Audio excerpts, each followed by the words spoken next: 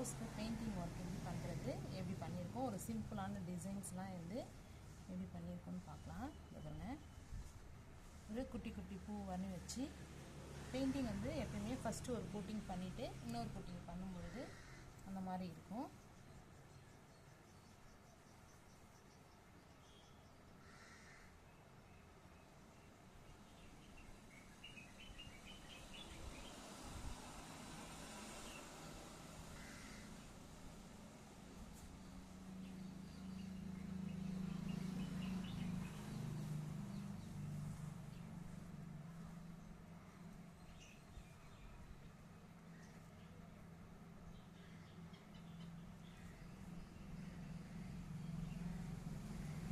ரொம்ப ஈஸியாக நம்ம ஒரு பெயிண்டிங் ஒர்க் ப்ளவுஸில் அழகாக போட்டிருக்கோம். இதில் சின்ன சின்ன பீட்ஸ்